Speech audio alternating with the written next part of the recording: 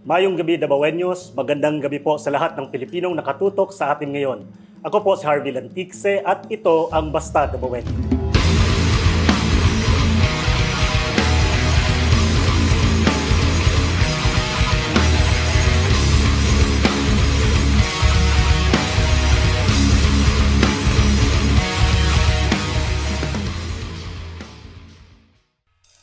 Pilipinas, maraming salamat pong muli sa pagsama sa amin dito sa ating episode ng Basta Dabawenyo.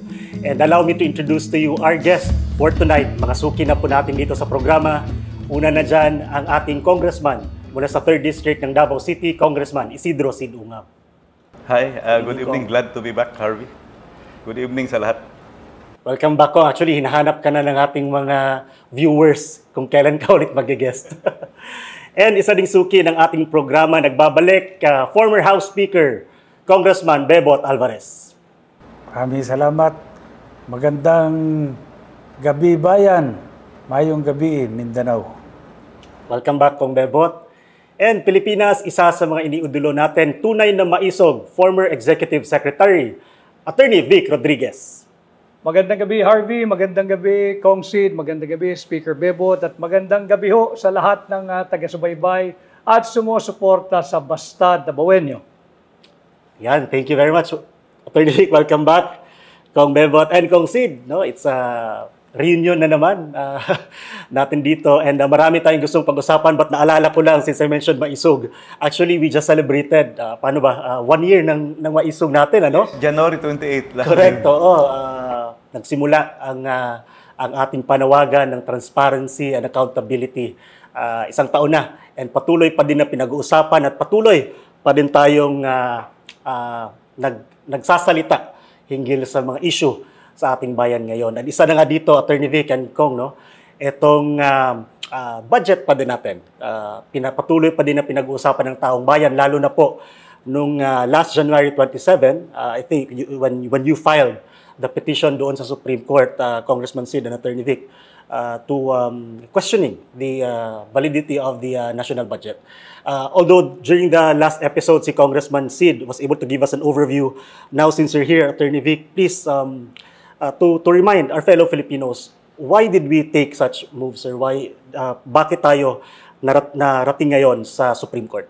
Kagaya ng nasabi mo, Harvey, tuloy-tuloy yung ating panawagan, humihiling ng transparency and accountability. At napaliwanag na rin ito ni Kong Sid nung huli ninyong episode.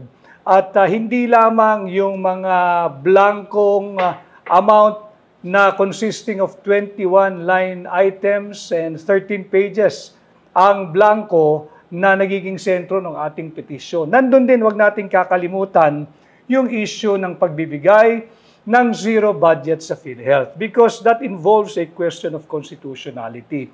As have pointed out by Congressman Sid in your last episode, I believe, malinaw kasing paglabag yun sa ating saligang batas, Kong Sid, that all money collected on taxes levied for special purpose shall be treated as a special fund and shall be used only for that specific and special purpose. I think that's Article 6, Section 29 of the Constitution. So hindi mo pwedeng bigyang zero funding ang PhilHealth dahil merong nakalaang pondo dyan. At a simple reading of the Constitution would lead anyone who understands the working of proper government with transparency and accountability, that is a clear violation of the Constitution. That's number one. Second, nabalangkas na rin ni Kong Sid yung higit na malaking budget na ibinigay sa public works over the Department of Education. Malinaw din, another constitutional issue yan, Article 14, Section 5, na nagsasabi na priority pagdating sa budget allocation yung edukasyon. At as pointed out by Kong Sid doon sa inyong huling pagbalangkas, higit na malaki yung budget ng public works. That is another ground why we instituted this action questioning the constitutionality of the 2025 budget. And of course, yung deviation din sa NEP, hindi pwedeng hijackin ng Bicameral Conference Committee yung panukalang budget ng tanggapan ng Pangulo base sa NEP. And I have to keep on mentioning Diguro because he was the former chairperson of the Committee on Appropriation. Nabalangkas na rin yan. Ang mga dokumentong kalakip ng NEP ay yung President's Budget Message at yung BESF, yung Budget of Expenditures and Sources of Financing. Totally ibang-iba yung naging forma, anyo, at meaning nung naging final form ng budget. At yung pinakamalala, kaya nga ang tawag natin dito is the biggest money heist ever. 6.325 trillion pesos, blanco yung 28 line items consisting of 13 pages. At merong nag-compute na ito'y aabot ng around 241 billion pesos. Si Speaker Bebot Alvarez ang nag-compute nun. So yan yung aming basihan why we have decided to bring the matter to the Supreme Court and to disabuse the mind of every Filipino because we respect the rule of law. Partis sa pinananawagan ng hakbang ng maisog is to uphold, defend, and respect the Constitution. Kaya kami tumakbo at dumulog sa Korte Suprema sa pagkinikilala namin yung supremacy of the Constitution. Thank you very much, Attorney Vic. Gusto ko lang i-explain further yung dapat, yung allocation under the Constitution, it's mandated na pinakamataas ibigay sa education, no? Hinabol ng Public Works, particularly DPWH.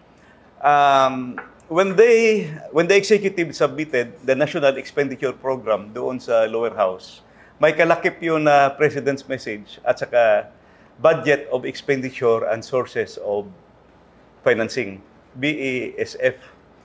Yung sa President's Message, sinulat niya doon yung ranking ng mga allocation. Highest allocation is the education sector, which is 977 billion, followed by the DPWH, which is 900 billion pesos. Tapos, this is taken from the BESF, page 298 of the BESF, nakasulat doon yung education sector. Yung education sector, nakasulat doon, of course, kasama ang DepEd, kasama ang CHED, kasama yung mga agencies that are education-related matters. Total of 977 billion. The same amount in the President's Message in page 13. At saka doon sa House Bill number 1080, which is the General Appropriations Bill, GAB, for the 2025 budget. Page Roman numeral number 8, cited din yung 977 billion. Tapos pagdating sa BICAM, binawasan ang education sector ng 31 billion. BICAM result ito Tapos dinagdagan ang Public Works budget, DPWH, ng 288 billion. So kung yung 977 binawasan ng 31 billion, naging 947 billion na lang. As compared to the DPWH budget na 900 billion, dinagdagan mo ng 288 billion. So 1.188 trillion. So kahit anong arithmetic pa o kahit anong mathematics, plus minus, hindi talaga ma-explain. Yung mga dinagdag nila na additional items, klaro naman yun na dinoktor. Klaro naman na you're trying to justify, to skirt the constitutional provision para lumaki yung education sector. Don't do that because you already submitted the President's Message. You already submitted the BESF. You will be changing what you have already submitted to the public. So, tingnan nyo sa DBM website. Nandyan yung President's Message, page 13. Tingnan nyo sa BESF, page 298. It's all there. Kaya, kung pwede lang, huwag nyong baguhin kasi mabibisto kayo na dinudoktor nyo talaga para lumaki yung education sector. Thank you, Congressman Sid. I think Attorney Vic and Kong Sid and Kong Berbot, the questions, the points that you've raised, actually, it's really questioning the constitutionality of the budget. And Kong Berbot, you mentioned before that yun nga, walang base sa batas. Kasi ngayon, ang question na gustong masagot, no, ng mga tao, and I think napaliwanag naman natin from the last episode, is ano ba ang mangyayari once lumusot yung ating petisyon? Masastop ba ang takbo ng gobyerno? And recently, in an interview, the President actually responded to that question. We shut down everything. I guess that's what they want. They want the government to cease working. So yung matuloy yung kanilang mga destabilization na ginagawa. So in that particular interview, the President said na pagka daw na-grant yung inyong petition, they will shut down the government. And para nga ito ginagawa to para matuloy yung mga destabilization daw na plano. You've explained this before, Attorney Congressman Bebot. Your comment on that? Alam mo, naawa rin ako kay Pangulo, nakikita ko, dahil apparently, talagang hindi niya alam kung ano nangyayari sa bansa. Kung pinag-aralan niya, naging congressman yan, naging senador pa yan, dapat alam niya na kung hindi halimbawa na-declare na unconstitutional itong 2025 budget, magkakaroon ng reenactment ng budget nung nakaraan taon. Yun ang mangyayari. Hindi ibig sabihin hihinto yung gobyerno na mag-shutdown yung mga ahensya. Hindi ho ganun. Unless kung sasadyain nilang i-shutdown yung gobyerno. Kung gusto niya, siya mismo magsa-shutdown. Baka naman gusto niya mag-step down. Nagkamali lang siguro. Hindi shutdown, step down siguro. Thank you, idagdag ko lang sa sinabi ni Speaker Bebot. Alam ho ninyo mga kababayan, yung sinasabing walang contingency plan, the framers of the 1987 Constitution already had this foresight na in case magkaroon ng impasse at magkaroon ng reenacted budget, hindi titigil ang gobyerno sa papamalakad sa ating mga Pilipino. Nakita na yan, and the solution can be found in our Constitution. Yung sinasabi ni Kong Bebot, nandiyan yan automatic reenactment of the budget. So even if any administration will have no contingency plan, our Constitution already provided for a remedy in the event mangyari yung wala namang may gusto nito When we filed it, not even Kong Sid, o yung mga kasamahan nating mga batikang abogado. Kaya lang, hindi mo naman pwedeng palagpasin itong talagang napakalaking kamalian at pagsasalaula sa ating saligang batas. Yun ang ating ginagawa. Tinutuwid natin yung mali ng mga mangbabatas na nagpasa ng isang blankong bicameral conference committee. And we were surprised. I and Kong Sid, we were discussing, pati si Kong Bebot, we were surprised really. How come it was the executive department who initially reacted and said that we are spreading false information, malicious one, and they even addressed President Rodrigo Roa Duterte as lying because wala raw blanco sa GAA. Hindi naman GAA ang sinasabi nating may blanco, kundi yung bicameral conference committee report, and that is still within the province of both houses, Senate at yung mababang kapulungan. Sila dapat ang sumagot. Kanya nga, sabi natin, once and for all, dali na natin ito sa Korte Suprema. Pakita natin sa Korte Suprema talagang blanco. Correct, Attorney Vic. Although, a few days, tama ka, Attorney Vic, it was the Executive Department who immediately released a statement regarding the expose, But eventually, sumagot din yung members of the Senate and Congress. Sumagot ng problema lang, nagkaiba-iba yung sagot ngayon, so nalito ang tao. And binalik nga natin doon sa usapin na what you were questioning is actually yung blank item sa bicameral report. Claro yun. Kasi initially, ang tinumbok nila yung GAA And recently, actually, in event sa Cebu, the President himself even made another statement doon na he mentioned na until now, they can't find the blank items in the GAA. Although ilang beses nang pinag-usapan at napag-uusapan ng taong bayan na yung bicameral report nga, pero bakit ba pabalik sila ng pabalik doon sa GAA, Attorney? Tayo ba ang may kulang sa sinasabi natin or hindi ba nila naiintindihan ano yung problema? Ako from the point of view of legality, at a lawyer, mahusay na lawyer dito si Speaker, alam ninyo, Pasalamat nga kami ni Kong Sid because they're making the case a lot easier for us. The fact that they have affirmed that there is nothing blank in the GAA bolstered our position that there are blanks in the Bicameral Conference Committee. Therefore, merong makakating kamay ang naglagay ng halaga na umaabot sa 241 billion pesos more or less na walang authority doon sa Bicameral Conference Committee report. Naging very airtight na yung kaso. Sino yun? Sino yung may makakating kamay? Kaya lagi nga nating sinasabi, babae ba siya? Lalaki ba siya? Tandem ba sila o marami sila? Yan ba yung fourth chamber o yung fourth house na tinatawag? And I think, Yes, if you remember, in the first episode, ang sinabi natin, klarong-klaro, that there were blank items in the Bicameral Conference Committee report. As the days goes on, lumalabas yung katotohanan Nung una, may mga nag-deny pa na walang blanco. Then later on, may nagsabi, lumabas na yung yung old statement ni Senator Amy Marcos na December pala, nagsabi na siya na may mga blanco. Then later on, may mga nag-confirm na rin at saka may mga media na nakakuha na ng copy na may blanco. Then yung final admission, yung kay Representative Kimbo, na sinabi na yes, there are blanks, pero puno nga daw yung fill up daw yung GAA, which is their insistence ngayon na yung GAA puno.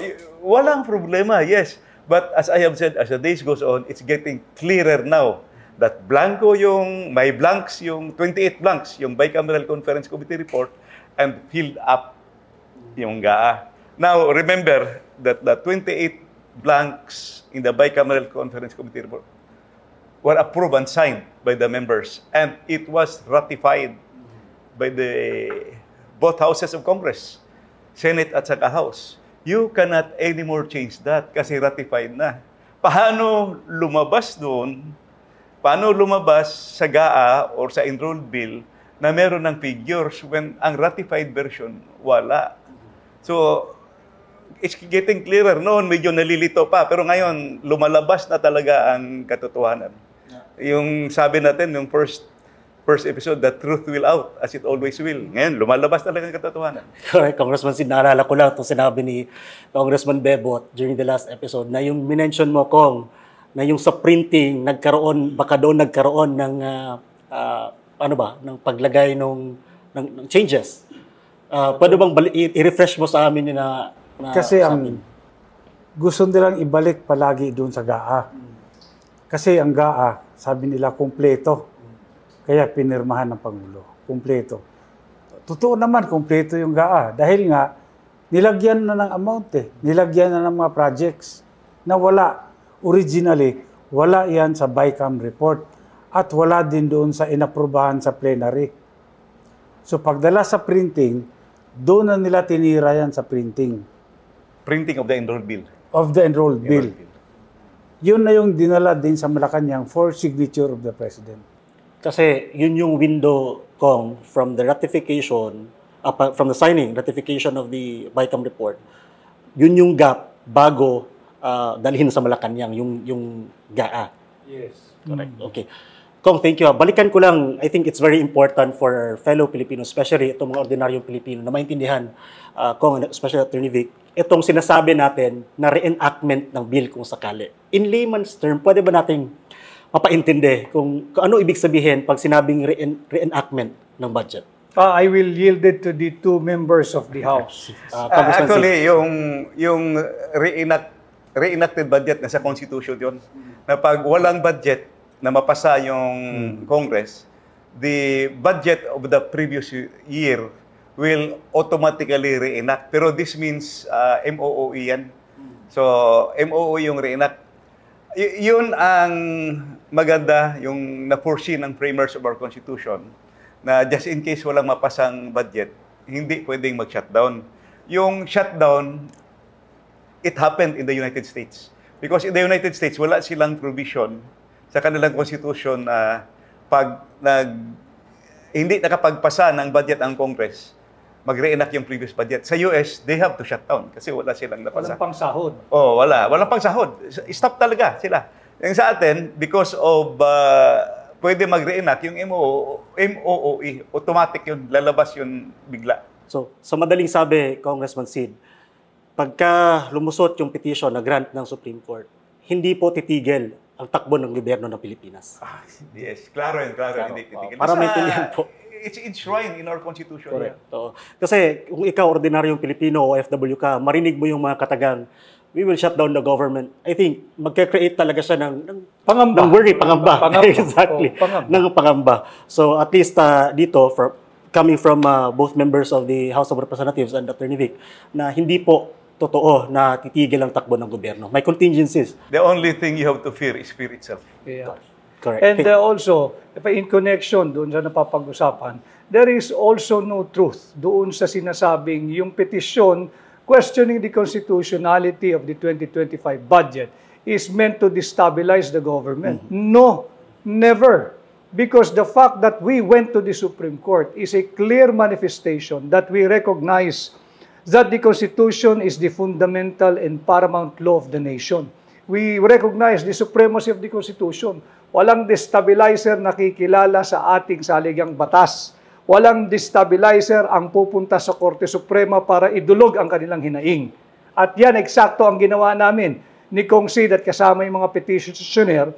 Kami ay dumulog sa Korte Suprema dahil kami naniniwala na buhay ang ating saligang batas. Very good point. Thank you, Attorney Vic. Yes, Jose.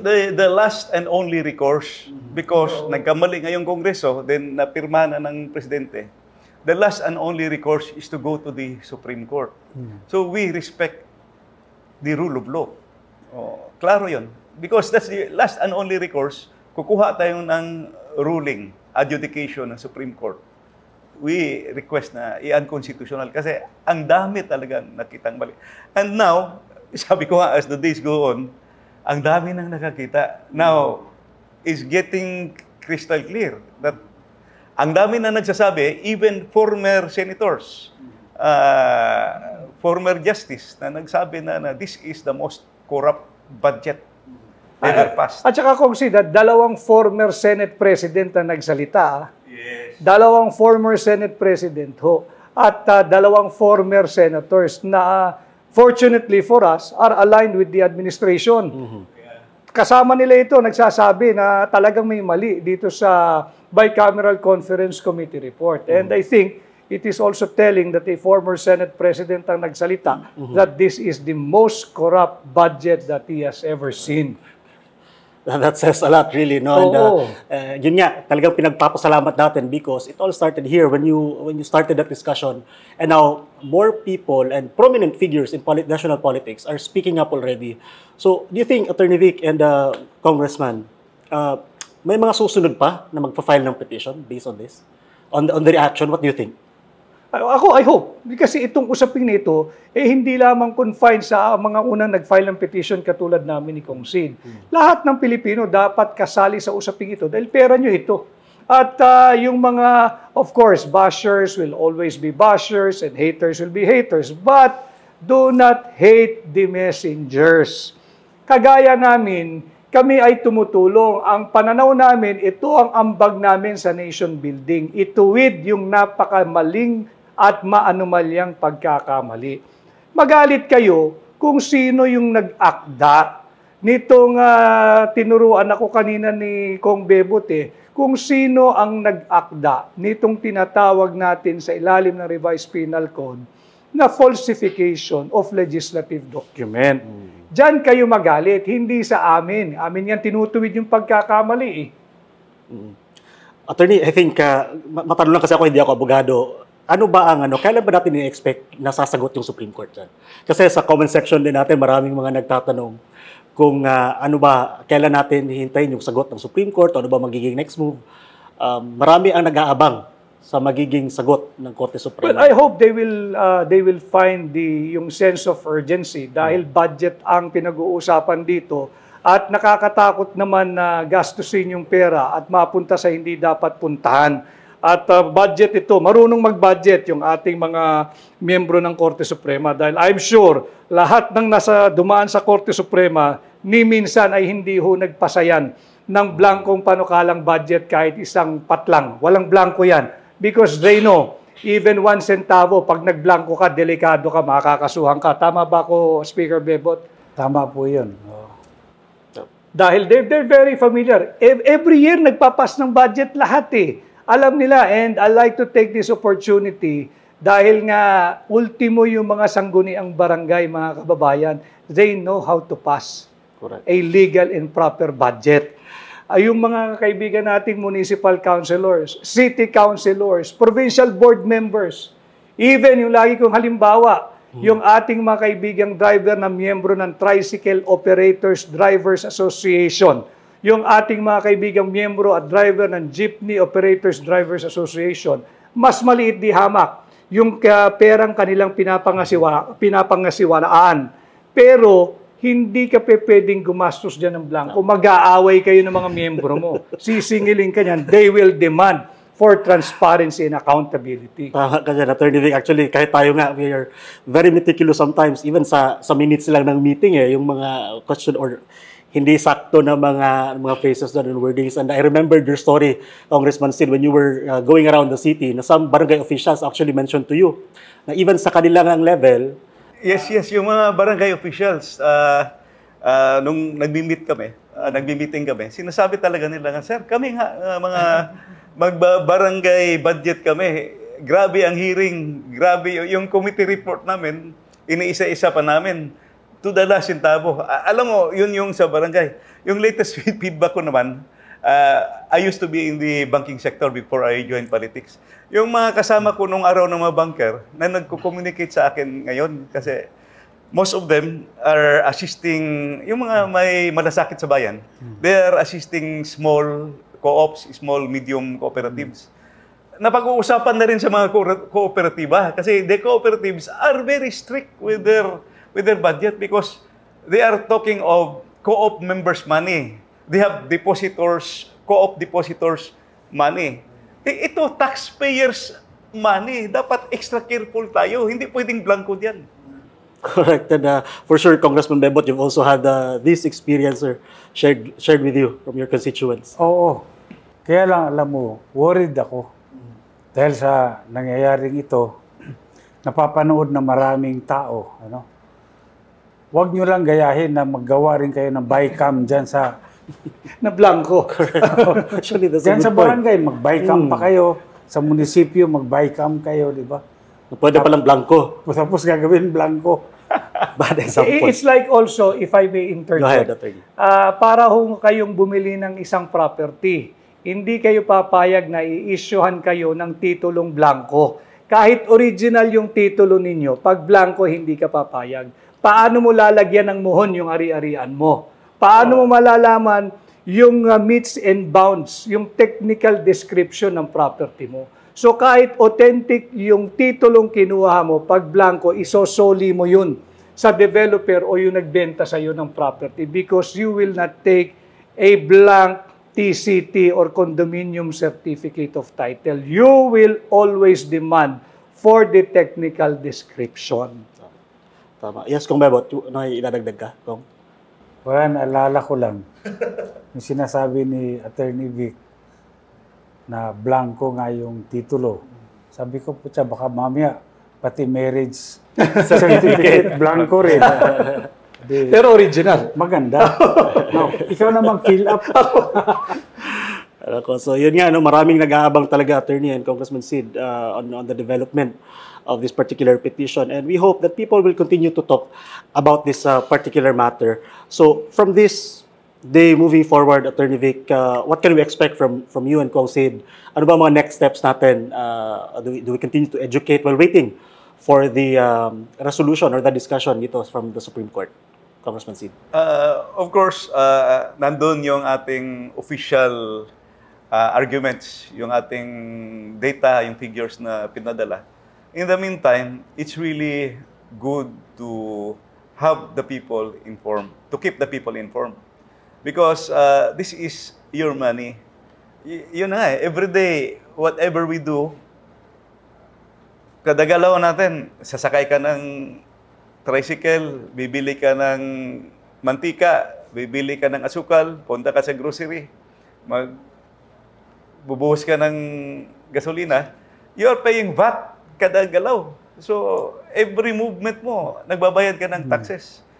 We owe it to the people to explain how their money is being spent and how the people's budget is being deliberated. It is very, very important. This is not an ordinary matter. Thank you, Council. Attorney Vic, are you confident that the Supreme Court will grant this petition? I'm confident simply because Supreme Court people, they know how to pass the proper budget. Year in, year out, they also submit their own budget. And they know for a fact that they cannot submit a budget proposal that contains a blank on it. Not one, not two, especially not 28 blanks. Kaya kami confident, talagang telling yun eh. And yung sinasabi, yung GAA, walang blanco, wala naman nagsabing may blanco yung GAA. But you have to be mindful that the GAA is nothing but a fruit of a very poisonous legislative process.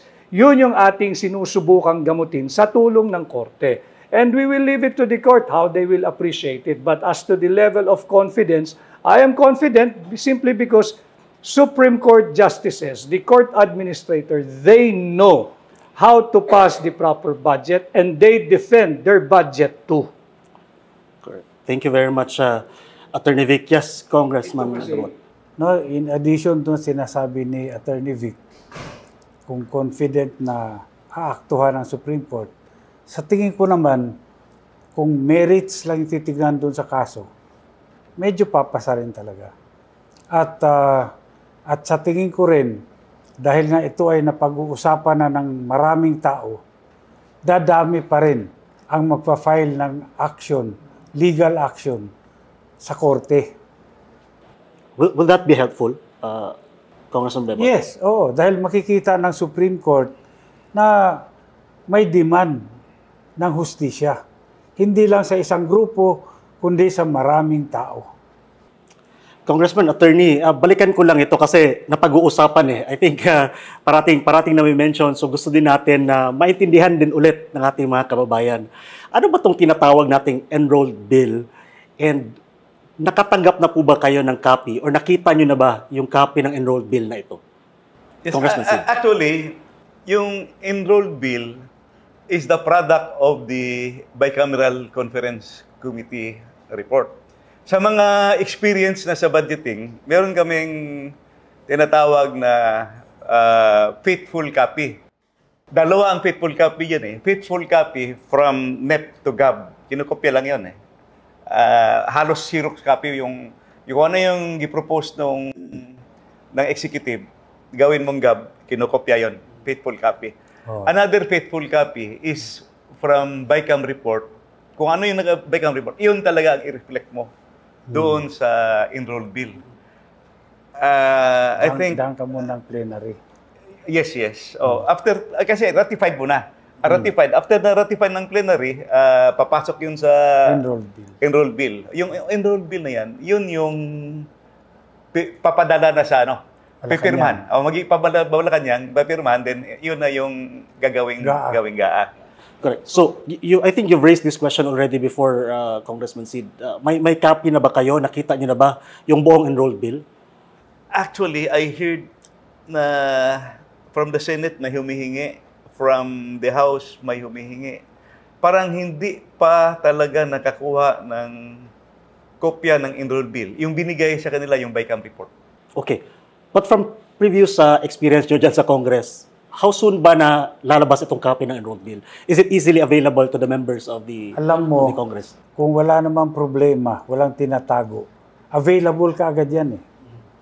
Kaya lang ngayon, nakailang sulat na rin ako requesting officially for a copy of the enrolled bill. Hanggang ngayon, wala pang binibigay sa opisina. Kung Bebot, bakit ba mahalaga na makita natin yung copy ng enrolled bill? Simply compare the BICAM report and the enrolled bill. Doon mo makita yung milagro, yung magician. Yung Okay. magic pala. So that's a crucial document na pwedeng nating ma-review. Tama ba ako, Oo, Attorney Vic? kasi hindi inosenteng dokumento yun. At kagaya nga ngayon, meron ng petition, may evidentiary value yun. It could help single out kung sino yung nakialam dyan sa paglagay ng mga halaga na daang bilyong piso sa mga blanco. Kaya nga yan, merong tinatawag na crime against public interest. Ito yung falsification of legislative document. Kailangan makita natin, correct me if I'm wrong, these two veteran legislators, yung bicameral conference committee final report ratified, signed, and approved by the both chamber, yan wala nang pwedeng gawin dyan kung hindi gawing enrolled bill, yung tatataka na lamang at iimprenta na lang. Tama ho? Iimprenta na lang yan. Hindi pwede nang magdagdag bawas Yes, yan. the only correction you could make is you have to go back to the plenary. Babalik ka sa plenary. Hindi na bumalik sa plenary. I-fill up na lang nila. Before we also forget, yung sinasabi na yung ginawa daw paglalagay ng mga halaga is a simple ministerial, clerical, grammatical, or printing errors na pwedeng pakialaman ng mga technical working group. Kawawa naman yung mga mararangal at desente at honest na empleyado ng House at ng Senado na napapabilang dyan sa technical working group or technical working staff. Mukhang sila yung ilalaglag. Kaya hindi natin dapat pahintulutan. Oo, sakto ka dyan, Attorney Vic. No? Nami-mention nga na itong mga katagang authorized naman ang technical staff to do the necessary corrections. So, yun, I think that's a very good point also Saka to raise matagal because tayo sa legally. Matagal-tagal naman tayong lahat sa gobyerno. The technical staff will be afraid to act kung walang direction o walang instruction yan kung sinong boss niya. Especially yung amount involved. Correct. Hundreds of billions of pesos. Hindi ito isang sentimo, daang bilyon. Tsaka sinasabi nila, pwede mag-correct grammatical, typographical. Kung blanco, anong grammar ang i-correct mo dyan? Anong typographical error dyan kung blanco? Wala. Clearly it involves an exercise of discretion kung sino man ang maglalagay ng halaga ron. Hindi grammatical, hindi clerical, hindi spelling, hindi printing error yun.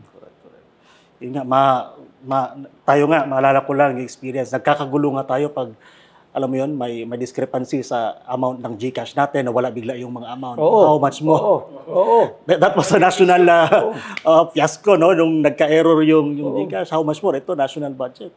Hindi tayo sigurado dun sa figures. Congressman, balikan ko lang yung sa enroll bill since you do not have the copy and you've been asking for it. What could be parang the remedy or saan ba tayo pwedeng lumapit? The lawyers can answer that. Attorney Vic. So, sa Supreme Court, pag hindi pa rin sila nagpe-presenta, ordinarily, the court will issue a subpoena na ilabas yung missing document that will prove or disprove the argument presented before them. And when we do a little reverse engineering for the benefit of our viewers, dahil maganda ho ito na ultimo ordinaryong tao na akin nakakasalubong, they are now talking about the budget na seemingly ay reserved sa mga mambabatas.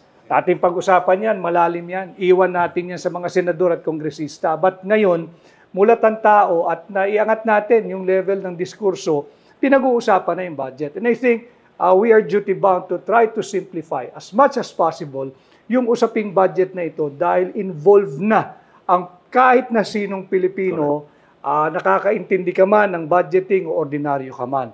So tama akong sabihin na from GAA, hindi siya magiging GAA kung hindi pinirmahan. Dahil kung hindi pinirmahan, mananatili siyang GAB, yung General Appropriations Bill, na ang pinagmulan ay yung Enrolled Bill, na ang pinagmulan na hindi mo na pwedeng galawin ay yung Bicameral Conference Committee report that was ratified, approved, signed, and filed at the House Bills and Index Surveys. Kaya siya nagiging enrolled. Para makita lang na ating mga kababayan yung proseso.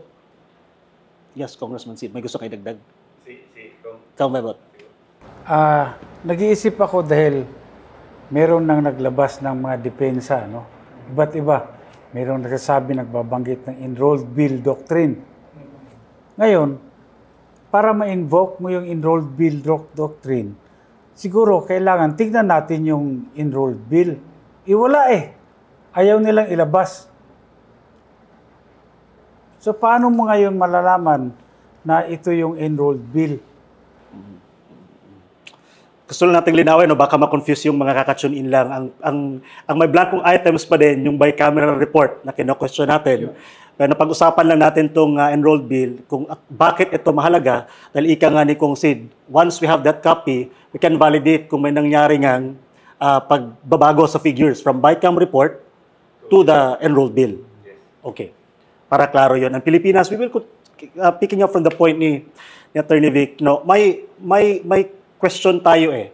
Kaya tayo nag-uusap, kaya tayo nandito. At ang gusto naman talaga natin, at para maintindihan ng lahat, gusto nating malinawan, magbigyan ng sagot yung mga lehitimong tanong natin, lalong-lalo na dito sa pera ng taong bayan. I think that should be understood by our listeners and viewers. Ba tayo natin to inuulit at pina-assert na itong issue na to. Bago ko lang i-wrap up yung usapin sa may mga side topics tayo, Kong, is there anything else that you wish to add? What can we expect from this day moving forward? Of course, we will wait for the action from the Supreme Court, no?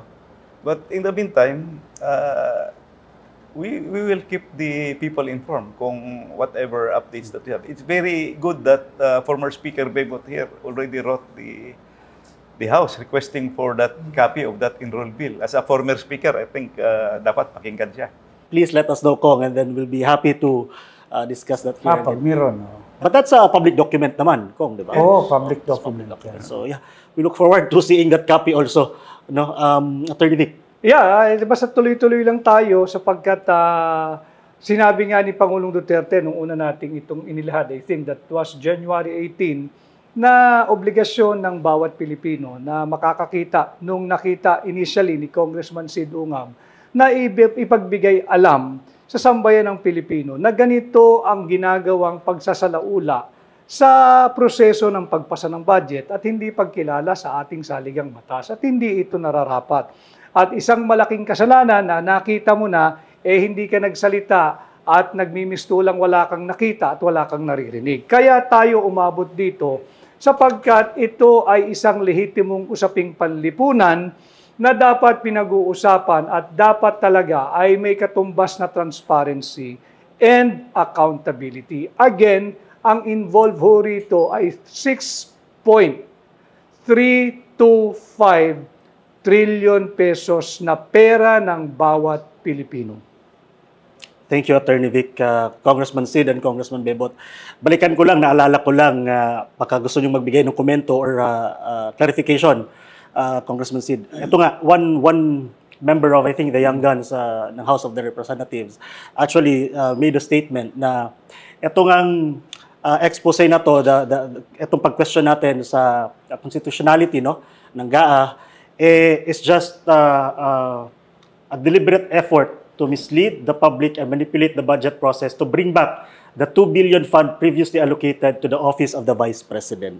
So, dinrag na naman ang Office of the Vice President. Congressman Sid, would you like to comment? Natanong na rin yan sa akin in one of the interviews. Dalawang interview na gusto daw namin mag-reenacted budget para maibalik yung funds ng OVP at saka yung gimension pa yung confidential fund daw. Pag mag-reenacted budget, MOOE lang yan. At saka ang mag-reenact na budget yung 2024. Please be reminded and please review the budget of 2024. Walang confidential fund, CBP. 2022 at saka 2023. Pag 24, tinanggal na eh. So, imposible yun babalik. So, iklaro lang natin. At saka MOOE lang ang not only for OVP, but for all the agencies of the government. Congressman, what you're saying is, sa 2024, zero budget na ang OVP sa confidential funds eh. Yes, zero. So, pagka na-reenact, babalik lang sa zero. So, wala talagang madadagdag at may babalik. Wala. At imposible din talaga na magdadagdag pa ng budget doon kung nag-reenact. Oh, wala. Tama ba, Congressman? Wala. At least klaro. So, Attorney Vic, would you Oh, like yun, to... tama sila dahil MOE lang. Alright. Wala kang pwedeng pakialaman dyan. And the MOE is precisely to guarantee that the government will not shut down in its operation. Tuloy-tuloy yan. Magtatrabaho pa rin yung ating mga kawani sa gobyerno. Apparently, that statement is very irresponsible at halatang hindi pinag-aralan. Would you like to expound on that, Kong? Kasi paano mo sasabihin na gusto lang natin na ibalik yung yung OVP budget. yung confidential fund. Wala naman doon sa 2024 wala. budget, wala, zero. So kung ibabalik mo yun, edi zero ulit ang pag-uusapan natin. Do you think, Kong, an attorney, that was just also a deliberate way to drag the office of the Vice President again into this matter? Hindi, pagka wala ka nang masabing iba, kung ano-ano na lang yung may isip mo, at yun ang sasabihin mong rason. They are actually deflecting the real issue. Sinasabi politics, ang dami nang sinasabi OVP. Diversion. Answer the real issue. Yung aming main point dito, blanco, 28 blanks in that bicameral conference committee report. Ngayon, ang kasunod, hinahanap namin yung enrolled bill na sana. Hashtag nasaan ang enrolled bill. So I think that's a thing I will look forward to seeing also. So thank you very much, Kong Sid, Kong Bebot, and Attorney Vic. Thank you. Before we close, may gusto ko lang kunin din ang opinion nyo on this recent issue, particularly you, Attorney Vic, kasi I think nagmula to doon sa challenge mo sa presidente. I think it was a challenge, Attorney Vic, na for him to take the hair follicle test, no, and in an interview, he responded. He was asked by a member of the media, and he actually responded to that. Can we play that clip? No. No. Why should I do that? That's, what they say, public trust, public office, public has nothing to do with the follicle test, please. There's wala namang connection ng sinasabi niya. He's always had that weakness every time when he was still working for me. If he believed in what he was saying, why did he work for me? Thank you. Attorney Vic, yun nga daw, nagtrabaho ka din naman daw sa kanya. Tama. And, tama naman, di ba? Hindi naman pwede itanggi yun. Correct. And I think ang punto niya doon, hindi siya magtitake ng hair follicle test kasi nga naman daw, public office, public trust has nothing to do with the hair follicle test. When understood in its proper context, in fact, I was trying to be helpful. I never posed a challenge on anyone, not on him. In fact, ang sinasabi ko, para matapos na yan, ang daming taong nag-i-speculate kung ano-ano na ang itinatawag sa kanya. At ako, somehow, I feel responsible because ako rin sinisingil eh. Totoo ba yung ipinakita mong negative result ng drug test nung sometime November of 2021? Pati ako ay sinisingil. At sinasabi ko nga, para matapos na yan, let him undergo an open, fair, transparent, and credible hair follicle drug test. At nagpagkayan ay nagnegatibo, o edi mabuti, hanapin niya lahat no nag-akusa sa kanya.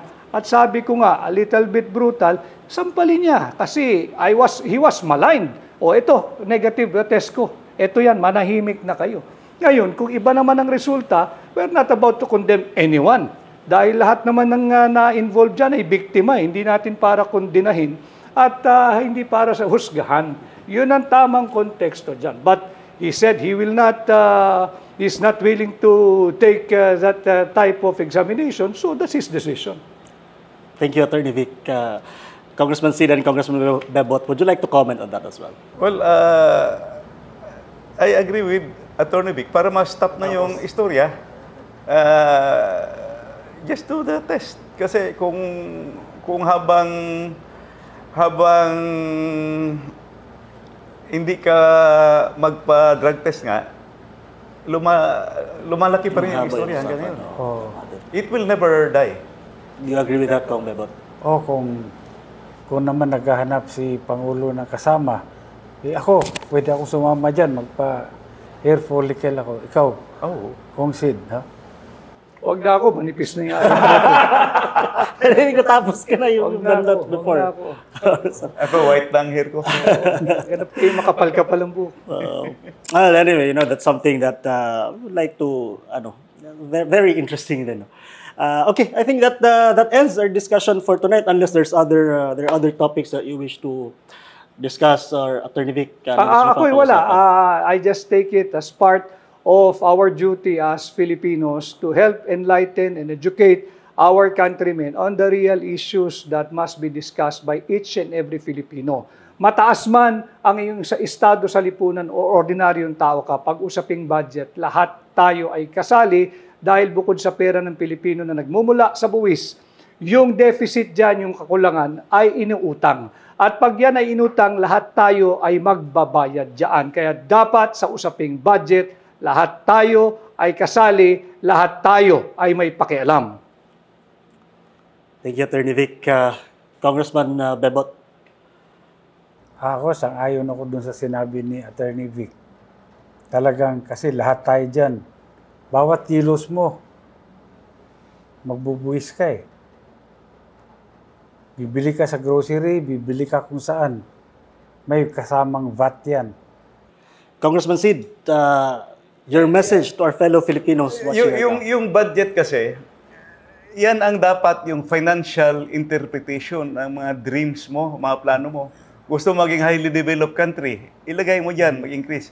Gusto mo ma-address yung poverty, dapat nandyan. Gusto mo maging healthy Filipinos, nandyan. It's very important. So, for you to achieve your dream 10 or 20 years from now, it should be reflected in your budget. That is the essence of budget making, budget preparation. Please don't make your budget good for very short term yung vision mo. Long term dapat ang vision natin. Thank you very much, Congressman Sid, Congressman Bebot, and Attorney Vic. Antabayanan natin ang development ng usapin nito. At alam namin na ito, isang taon na ang maisog at hindi tayo titigil sa napag-usapan ang mga issue na nakakapekto sa buhay ng bawat ordinaryong Pilipino. At muli po, on behalf of Basta Dabawenyo, we would like to thank you once again for being so generous sa oras niyo. Alam naming napaka-busy niyo, especially you, Attorney Vic, you flew in pa from Manila. Thank you very much for joining us. So, thank you very much for the opportunity at hindi kami papayag tatlo matapos ang episode na ito nang hindi bumabati ng happy birthday sa iyo. Happy birthday. Happy birthday. Thank you, Kom. Happy birthday, happy. Thank you, Kom. Thank you po sa lahat na nakaalala. Birthday ko pala, 30 na ako, Attorney. Bata? 30, oo. 2 years lang naman nagwat natin eh. Oo. Maraming salamat po. May gusto kayong batiin, Kong? May gusto kayong family na i-batiin? Kong Bebot, na kayo gusto i-greet, Kong? Mga ano na to? Mga silingan na to sa Davao del Norte. Adlaw-adlaw man ko ka istorya nila. Masing mingawan dahil sila ni mo. Thank you, Kong Bebot. Attorney Vic, may mga gusto kang batiin? Lahat ng ang tumutulong sa akin, yung hakbang ng maisog, maraming salamat. At yung mga nagboboluntaryo, we have covered so much already in our campaign. At tulungan lang po ninyo ako na mangampanya dito sa ating layunin na maghatid ng totoong pagbabago ngayong 2025. Thank you, Attorney Vic Rodriguez. To my favorite grandchildren, Cheska and Jan. Ay, Cheska and Jan, happy viewing. Sunod Kong, basig pwede mo sila imitahon po dire para makita. Sige. Nagapanood eh. Liliit pa, nagapanood sa kay lolo nila. Sige. Again, Pilipinas, maraming salamat po sa pagtutok sa inyong paboritong programang Basta Dabawenyo. And binabati din po namin ang ating mga kapwa Pilipinong OFWs. Sana po ay nasa mabuti kayong kalagayan ngayon po. Ang disiplinadong Dabawenyo mahadlokon sa Ginoo. Ang disiplinadong Dabawenyo mo respeto sa balaod ug isig katao, matinud-anon, mahigugmaon ug maisog. Basta Dabawenyo.